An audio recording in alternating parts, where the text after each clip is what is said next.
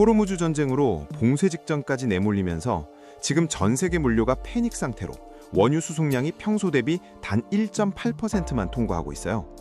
오늘은 이 사태가 세계 물류 지도 자체를 다시 그리고 있다는 얘기를 해드리려고 합니다. 미국과 이란 간의 전쟁이 터지고 이달 들어서만 열흘 사이에 상선 공격이 무려 8건이나 발생했어요. 4월 한 달 내내 7건이었는데 열흘 만에 그걸 넘어선 거거든요. 지난 10일에도 미국 그룹의 벌크선이 카트르 연안에서 이란군의 공격을 받았는데 이런 일이 이제 거의 매일 벌어지고 있다고 보면 됩니다. 그 결과 해협 통항량이 어떻게 됐냐고요? 직전주 대비 절반 수준인 10척으로 뚝 떨어졌어요. 원유 수송량은 더 충격적이에요. 전쟁 직전인 2월 넷째 주만 해도 연간 평균치의 102.9%를 유지했거든요. 그런데 지금은 1.8%입니다. 그러면 그 원유는 다 어디로 갔을까요? 사우디아라비아 동쪽 걸프만에서 서쪽 홍해까지 아라비아 반도를 가로지르는 동서 파이프라인이 있거든요. 목적지는 홍해 연안의 얀부 항구예요. 이게 호르무즈를 완전히 우회하는 루트입니다.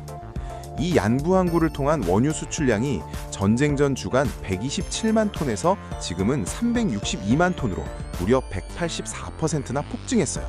거의 3배가 된 거죠. 파나마 운하를 통한 원유 통항량도 290만 DWT에서 388만 DWT로 33.8% 늘었고요.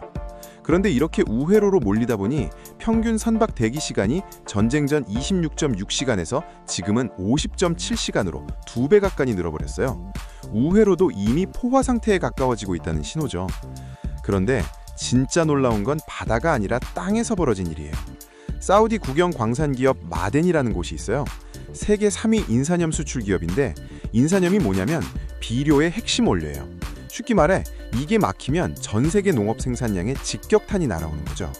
평소엔 당연하게 호르무즈를 통해 수출하던 기업인데 갑자기 그 길이 막혀버린 거예요. 마덴의 CEO 밥 윌트는 전쟁 직후 임원진을 홍해 항만으로 긴급 파견했어요. 그리고 2주 만에 철도와 트럭 운송망을 새로 구축해버렸습니다. 처음엔 트럭 600대로 시작했는데 1600대, 2000대로 늘더니 지금은 3500대가 걸프 지역에서 홍해까지 물자를 나르고 있어요. 마덴만 이런 게 아니에요. 글로벌 해운사 MSC와 머스크도 아라비아 반도를 가로질러 트럭으로 화물을 나르기 시작했고요. UAE 슈퍼마켓 체인 스피니스는 영국 켄트에서 출발한 트럭이 서유럽, 이집트, 사우디를 거쳐 두바이까지 무려 16일을 달려서 도착했고요. 에티하드 레일 프레이트는 닛산 차량 수백 대를 철도로 운송했는데 이게 UAE 역사상 최초의 차량 철도 운송사례예요. 그 중에서도 가장 극적인 변신을 한 곳이 있어요. UAE의 코르파칸이라는 작은 항구인데요. 전쟁 전엔 하루 트럭 100대 정도 드나들던 조용한 환잡 항구였어요. 그런데 지금은 하루 7,000대예요. 주간 컨테이너 처리량도 2,000개에서 5만 개로 25배 폭증했고 운영사인 걸프테이너는 단 2주 만에 직원 900명을 새로 채용했어요. 이 항구를 운영하는 걸프테이너 CEO가 한 말이 인상적이에요. 하룻밤 사이에 오케스트라를 꾸려서 모차르트 교향곡을 연주해야 하는 상황이라고 표현했거든요. 이게 위기가 만들어낸 기적이라고 봐야 할지 아니면 원래 있던 잠재력이 터진 건지 흥미로운 지점이죠. 그리고 지금 이 모든 대응이 단 몇 주 만에 이루어지고 있다는 거예요. 평소에 왜 이렇게 안 했을까요? 사실 육상 운송은 해상 운송보다 비싸고 비효율이에요.